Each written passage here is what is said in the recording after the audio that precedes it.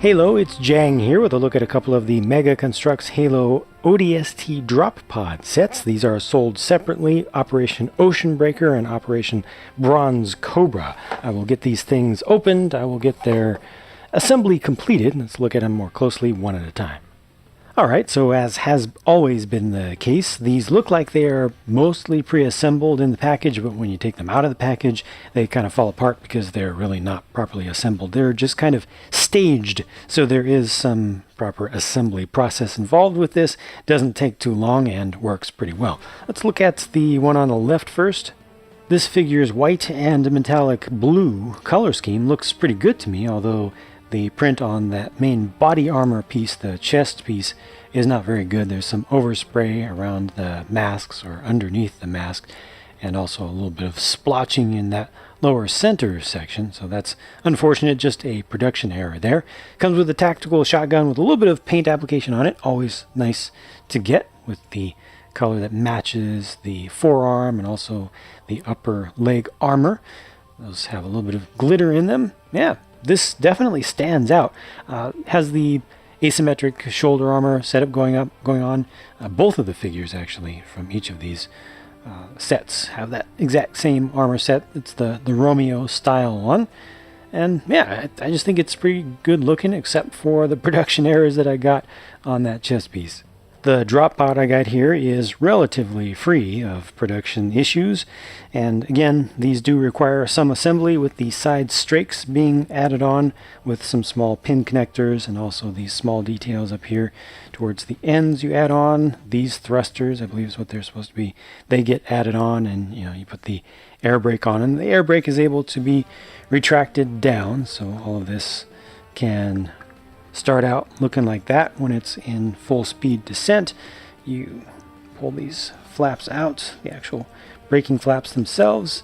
Go ahead and slide that up the bar here in the center, however far you want to take that. You probably want to take it pretty close to the highest point, in contrast to what they show of it kind of being in the middle. And then when you're ready to hit the ground, that just breaks away. Just pull that straight out, and this is what would actually make contact with the surface that you're deploying to.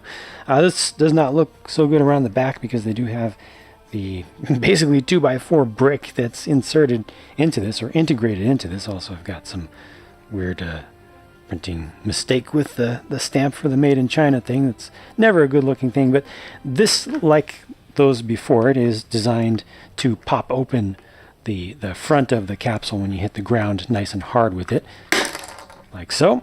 That is semi-realistic. You do need to hit it pretty hard, but yeah, it works pretty well. Look at that. You've got a little bit of nice airbrushing along the base of it, and the figure fits in there just fine. It's a little bit difficult to get it out unless you have really, really tiny fingers.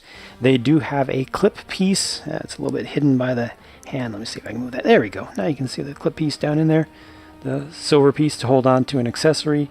But in this case, the shotgun just stays in the hand, works just fine like that. It's actually a little bit more convenient to get at it, since getting this disassembled requires really prying a bunch of stuff apart. This is not designed to be split into two down the center once you assemble it the first time, so that's just that. Let's move on to the next one. Like I said, this ODST has the asymmetric shoulder setup as well, but this one actually has a different helmet. This has the command comm unit on the side. I don't remember the name of that variant just off the top of my head, but it's the one that Buck used, so it's recognizable for that. The print on the chest armor, the main armor for this, looks much better. That's kind of the quality that you expect from Mega these days, with pretty good printing in general. A couple of different colors of paint applications. This has the Halo 5 style rocket launcher, which will probably throw a lot of people off, but this is not supposed to be an ODST, Halo 3 ODST era ODST. This is supposed to be current, or contemporary to Halo 5. So this is, just a current version of rocket launcher. I'm not sure if they'll use the older style anymore in the future. If they do, they might come up with a new mold if they want to go back to some older games and be specific to them. But this is not, as far as I know, this is not intended to be set in the era of Halo 3 and ODST.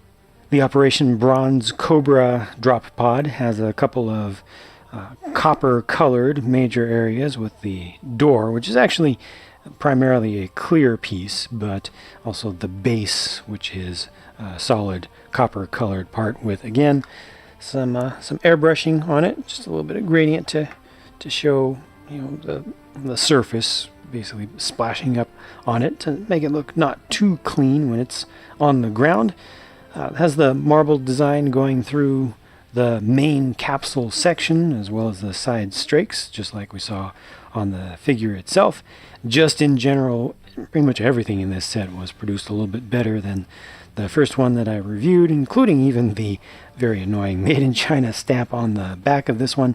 This also uses the silver color for the air brake pieces, where the other one used the dark metallic gray, kind of the gunmetal gray, which was the same color as these pieces here. And then you got the silver color for these little thrusters on the sides. And as usual, hit that, pop the door right off.